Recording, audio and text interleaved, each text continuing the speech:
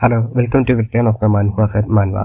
എന്താ കോയിൻസിഡൻസ്, നീ ഹോം പ്രിഫിഷറിൽ ഒരു ഇന്ന റൺ ചെയ്യുന്നു, എന്നിട്ട് കുറെ മർച്ചൻസിനെ മോങ്ഫിലേക്ക് ലീഡ് ചെയ്യുന്നു. എന്നിട്ട് അതും കൂടാതെ നീ സദേൺ എഡ്ജ് സെറ്റിലെ മാർഷൽ ആർട്സ് ടെക്നിക്ക് ഉപയോഗിക്കുന്നു. നിന്നെ അവര് അയച്ചാണോ? ഡാമിറ്റ്, ഞാൻ ആ ടെക്നിക്ക് ഉപയോഗിക്കാൻ പാടില്ലായിരുന്നു. അതും ഇവന്റെ മുമ്പിൽ. ഇതൊരു ക്രിട്ടിക്കൽ മിസ്റ്റേക്ക് ആണ്. അവൻ റിയൽ സോഡ് എടുത്ത് എന്നെ കില്ല് ചെയ്യാൻ വരുന്ന പോലെ ആക്ട് ചെയ്തില്ലായിരുന്നെങ്കിൽ ഞാൻ ഒരിക്കലും ആ ടെക്നിക്ക് ഉപയോഗിക്കില്ലായിരുന്നു. ഇതെല്ലാം ഇവന്റെ പ്ലാൻ ആയിരുന്നു. ഓ, നിനക്ക് സംസാരിക്കാൻ പറ്റില്ലേ? അങ്ങനെയാണെങ്കിൽ അങ്ങനെ തന്നെ ആവട്ടെ. എനിക്ക് സദേൺ എഡ്ജ് സെറ്റിനെ താഴ്ത്തി കാണാൻ പറ്റില്ല. മോങ്ഫ സെറ്റിനും സദേൺ സെറ്റിനും കുറെ നാളായിട്ട് പ്രശ്നങ്ങൾ ഉണ്ടെങ്കിലും ഇപ്പോൾ അവരെ എനിക്ക് ഇഗ്നോർ ചെയ്യാൻ പറ്റില്ല. അവരിപ്പോൾ 1 ഓഫ് ദ 10 ഗ്രേറ്റ് സെറ്റാണ്. പിന്നെ അവർ ഇതുപോലെ കാര്യങ്ങൾ മോശമായിട്ട് ചെയ്യില്ല. ഞാനിപ്പോൾ ഇവൻ്റെ അടുത്ത് ചോദിച്ചാലും ഇവന് ഒത്തിരി കാര്യങ്ങൾ അറിയാൻ സാധ്യതയില്ല. അതും പറയുന്നതൊക്കെ സത്യമാണോ എന്ന് ഉറപ്പില്ല. എന്തായാലും എനിക്കറിയേണ്ടത് ഇവൻ സദേൺ എഡ്ജ് സെറ്റിലെ ആളാണെന്ന് മാത്രമായിരുന്നു. പണ്ടത്തെ മാർഷൽ വേർഡ് ഡിസൊലേറ്റ് ആയിരുന്നെങ്കിലും ഇത്ര ഡിസോണറബിൾ അല്ലായിരുന്നു. അന്ന് 1 ഓഫ് ദ 10 ഗ്രേറ്റ് സെറ്റ് മറ്റൊരു സെറ്റിന് ടെക്നിക്ക് മാത്രമല്ല, ആ സെറ്റ് തന്നെ ഇങ്ങനെ പറ്റിച്ചെടുക്കാൻ നോക്കുന്നു. ഇത് നല്ല കാര്യമല്ലേ?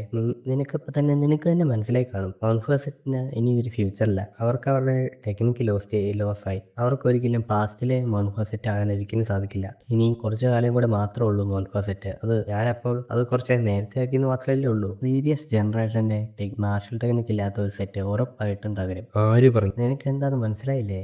ഞാൻ നിങ്ങളെപ്പോലെ ഒരാൾക്ക് മനസ്സിലാവുന്ന ഞാൻ ഓർത്തു. അതല്ല, നിന്നോട് ആര് പറഞ്ഞു പ്രീവിയസ് ജനറേഷൻ്റെ ടെക്നിക്ക് മോൺഫോസിറ്റി ലോസ് ആയിപ്പോയെന്ന്? നീയൊക്കെ അത് സത്യമാണോ അല്ലയോ എന്ന് അറിയുന്നതിന് മുമ്പ് തന്നെ ഓരോ കാര്യങ്ങൾ ഇങ്ങനെ വിളിച്ചു പറയും. എന്തുകൊണ്ട് നേരിട്ട് പറഞ്ഞോടാ നിനക്ക് മോൺഫോസെറ്റ് ഇഷ്ടമല്ല? ഇല്ലെങ്കിൽ നീ സദേൺ എഡ്ജ് സെറ്റിലെ ആളാണെങ്കിലും സമ്മതിക്കും. ഞാനിവനെ ഒരുപാട് ബീറ്റ് ചെയ്തു.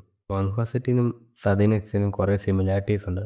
അതുപോലെ സെറ്റ് ഒരേ സ്ഥലത്ത് ഒരുമിച്ചുണ്ടെങ്കിൽ എന്തായാലും ഒരെണ്ണം തകരും. ഞാൻ നിന്നോട് സത്യം പറയുന്നത്, ഞാൻ സദേൺ സെറ്റിൽ നിന്നുള്ള ആളല്ല. ശരി, ഞാൻ മോൺഫോസെറ്റിൽ നിന്നുള്ള ആളുമല്ല. കള്ളം പറയാതെ. നീയാ പറഞ്ഞ. എന്തായാലും നീ എന്നെ സ്റ്റൈ ഗോഡ്ലി പാം ടെക്നിക്ക് കാണിച്ചതിന് പകരമായിട്ട് ഞാൻ നിന്നെ വേറൊരു കാര്യം കാണിച്ചു തരാം. അത് എന്താണെന്ന് മനസ്സിലാക്കുവാണെങ്കിൽ അത് നല്ല കാര്യം, ഇല്ലെങ്കിൽ അത് ക്ഷേമം. ഞാൻ പറയാൻ പോകുന്നത് നിന്നെ അയച്ച ആളുടെ നീ ചെന്ന് പറ. എന്നിട്ട് MC ആണെങ്കിൽ ഒരു സോർട്ട് ടെക്നിക്ക് കാണിക്കുന്നു. ഇവൻ ഫാസ്റ്റ് ആണ്. അവൻ ഇനി സോഡ് സിങ് ചെയ്യുക മാത്രമല്ല, അതിനൊപ്പം തന്നെ ഒരു സ്ട്രോങ് ആയ വിൻഡും ക്രിയേറ്റ് ചെയ്യുന്നു. പക്ഷേ ഇതെല്ലാം എന്റെ ബോഡിനെ എങ്ങനെയോ റീച്ച് ആവുന്നില്ല. ഇവൻ എന്തായി കാണിക്കുന്നത്? പ്ലം ബ്ലോസം മഞ്ഞിൽ വിരിയുമ്പോഴാണ് അതിന്റെ സ്ട്രോങ്സ്റ്റ് ആയ സെന്റ് പരത്തുന്നത്. എന്തായാലും ഇപ്പോൾ ഇത് വിന്റർ ആണ്, പക്ഷേ സ്പിരിറ്റ് ഓഫ് മോൺഹോ ഒരിക്കലും ഫേഡ് ആയില്ല. ഇതും പറഞ്ഞിട്ട് നമ്മുടെ MC ആണെങ്കിൽ നേരെ ഒരു ടെക്നിക്ക് ഉപയോഗിക്കുന്നു. ഞാൻ ഈ എന്തായി കാണുന്നത്?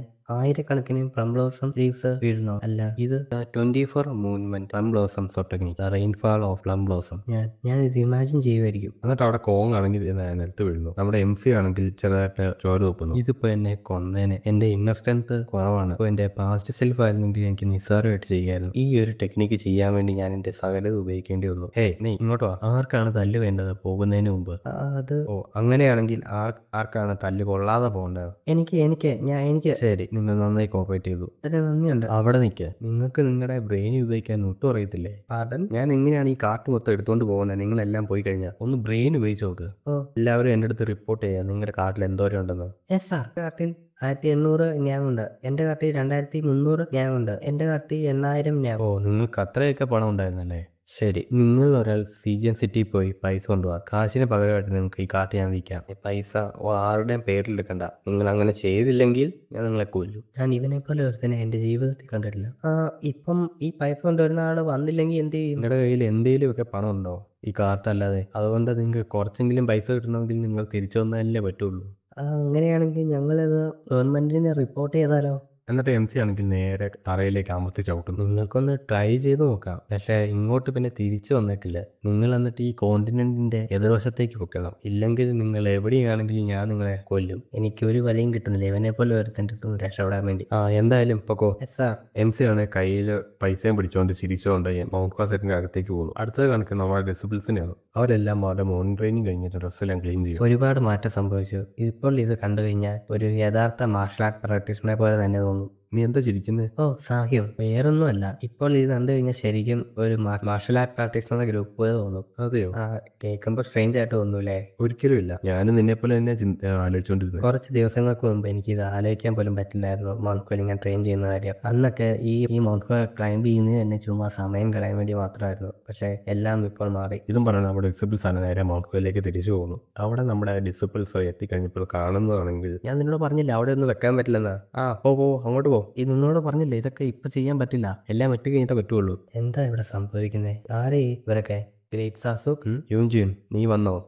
ഇവിടെ എന്താ സംഭവിക്കുന്നത്? ഓ അതോ, അവരെല്ലാം പണിക്കാരാണ്. പണിക്കാരോ? അതെ, നമ്മൾ ഈ എൻ്റെ ടെമ്പിള് റിപ്പയർ ചെയ്യാൻ പോവാം. നിങ്ങൾക്ക് അറിയാവുന്ന കാര്യം തന്നെയല്ലേ, ഇപ്പോൾ ഈ ടെമ്പിൾ ഓൾഡ് ആണ്, അത്ര ഗേറ്റ് ഷേപ്പിലൊന്നും അല്ല. ആ ശരിയാ. പിന്നെ നിങ്ങൾ എന്താ വെറുതെ നിൽക്കുന്നത്? എന്ത്? നിങ്ങളെന്താ ഈ വർക്കേഴ്സിനൊന്നും ഹെൽപ്പ് ചെയ്യാത്ത? ഈ കാർട്ട് കൊണ്ടുവന്നത് തന്നെ വളരെ ക്ഷീണിതരാണ്, അതുകൊണ്ട് നിങ്ങൾ പോയി പെട്ടെന്ന് തന്നെ ഹെൽപ്പ് ചെയ്യുക. യെസ്സാ. എന്താ ഇത്? ഞാൻ സ്വപ്നം കാണുവാണോ? ഇത് ശരിക്കും മീറ്റാണോ? എനിക്ക് എൻ്റെ കണ്ണുകൊണ്ട് വിശ്വസിക്കാൻ പറ്റുന്നില്ല. ഇതെങ്ങനെ സംഭവിക്കും? ഇതും പറഞ്ഞോണ്ട് നമ്മുടെ ഡിസിബിൾസ് ഒക്കെ ആണെങ്കിൽ അവരുടെ ഫുഡ് ഞാൻ എൻജോയ് ചെയ്യുന്നു. ചൂമിയും അവൻ കൊണ്ടുവന്ന മാറ്റങ്ങൾ അത് പെട്ടെന്ന് തന്നെ സെറ്റാകാൻ തുടങ്ങി. ഞാൻ ഒരിക്കലും ചിന്തിച്ചില്ല ഈ ഒരു ടെമ്പിളൊക്കെ റിപ്പയർ ആവും, പിന്നെ നമുക്ക് നമ്മുടെ ടേബിളിൽ മീറ്റ് കഴിക്കാൻ പറ്റുമെന്നൊക്കെ. അതുപോലെ തന്നെ നമുക്കിപ്പോൾ 2 സെറ്റ് യൂണിഫോം തന്നെ കിട്ടിയേക്കുന്നു. ശരിയാ. നിങ്ങൾ എന്താ ആലോചിക്കുന്നത്? ഞാൻ പൈസ എന്തോ ഗ്രേറ്റ് ആണെന്ന് ആലോചിച്ചാ. എനിക്ക് അതിശയം തോന്നി. ഹയർപ്സ് ഇങ്ങനെ ഒരു സഡൻ ചേഞ്ചസ് കൊണ്ടുവരും ഞാൻ ഒരിക്കലും പ്രതീക്ഷിച്ചില്ല.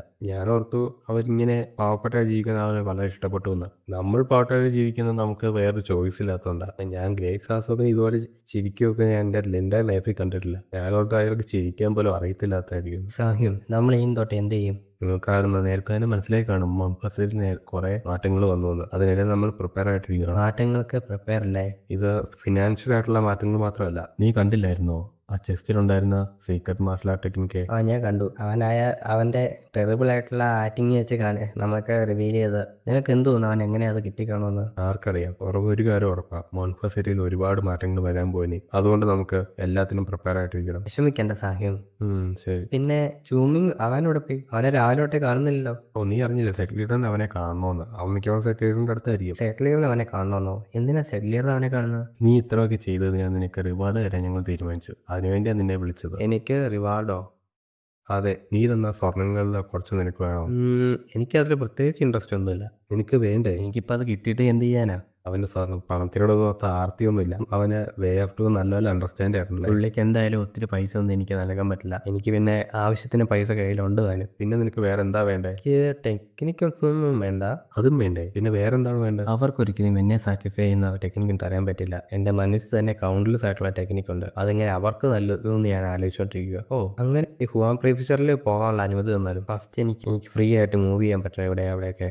ഹുവാൻ പ്രീഫിച്ചർ? അതെ, ഇവിടെ മാത്രം ഇരുന്നുകൊണ്ടിരുന്നാൽ എൻ്റെ ഗ്രോത്തിനെ അത് ലിമിറ്റ് ചെയ്യുമെന്ന് എനിക്ക് തോന്നുന്നു. അതുകൊണ്ട് എനിക്ക് പുനർലോകം എക്സ്പ്ലോർ ചെയ്യണം. നീ പറയുന്നത് എന്താണെന്ന് എനിക്ക് മനസ്സിലായി. പക്ഷെ അത് മോനുക്ക സെറ്റിന്റെ ലോസിനെ വൈലേറ്റ് ചെയ്യും. നിന്റെ അച്ചീവ്മെന്റ്സ് കൊണ്ട് അത് എനിക്ക് അപ്രൂവ് ചെയ്യാൻ പറ്റും. പക്ഷേ കുറെ ആൾക്കാർക്ക് അത് അൺഫെയർ ആവും. തരാൻ മടിയല്ലേ? അതെന്തെങ്കിലും നിനക്ക് വേണം. നിങ്ങൾക്ക് വേറെന്താ തരാൻ പറ്റുന്നത്? ഇതുപോലെ സാധിച്ചു തരാൻ പറ്റിയില്ലെങ്കിൽ സെറ്റിൽ അങ്ങനെയാണെങ്കിൽ നിങ്ങൾക്ക് കാണാം എൻ്റെ ബോഡി ബാക്ക് ഷേപ്പിലാണ്. എനിക്ക് കാണാം. ഡോക്ടർ പറഞ്ഞത് എൻ്റെ ഇന്നർ എനർജി ഡാമേജ്ഡ് ആണ്. അത് ഞാൻ കേട്ടായിരുന്നു. അങ്ങനെയാണെങ്കിൽ എനിക്ക് കുറച്ച് പിൽസ് തരുമോ? പീസോ? യെസ്, ഞാൻ പറയുന്ന ദ പിൽ ഓഫ് ലൈഫ്. എല്ലാരും കേക്ക്. Yes leader. സെറ്റിന്റെ സെക്ലിയർ ആയ ഞാൻ ഡിക്ലെയർ ചെയ്യുന്നു, ഡിസിബിൾ ചൂമ്യൂങ്ങിന് ഇനിയും പുറത്തു പോകാൻ ആദ്യം പെർമിഷൻ ആവശ്യമില്ല. പക്ഷേ ഡിസിബിൾ ചൂമ്യൂങ് ഹുവാൻ പ്രീഫിച്ചറിന് പുറത്തേക്ക് പോകാൻ മാത്രം പറ്റില്ല. പിന്നെ അവൻ പുറത്തെന്ത് കാണിക്കുന്നോ അത് അവന്റെ റെസ്പോൺസിബിലിറ്റിയാണ്. അത്രേ ഉള്ളൂ. പുറത്തും പറഞ്ഞോട് നമ്മുടെ MC ആണെങ്കിൽ സെക്ലിയർ പുറത്തേക്ക് തള്ളി വിടുന്നു. സെക്ലീഡർ അപ്പം മറ്റേ പിൽ ഓഫ് ലൈഫ് സെക്ലീഡർ എന്താ സംഭവിക്കുന്നത്? എനിക്ക് കുറച്ച് ബില്ല് ഒന്നൂടെ? ഇത് തന്നെ പിൽ ഓഫ് ലൈവ് ഇല്ല അപ്പൊ ഇവന്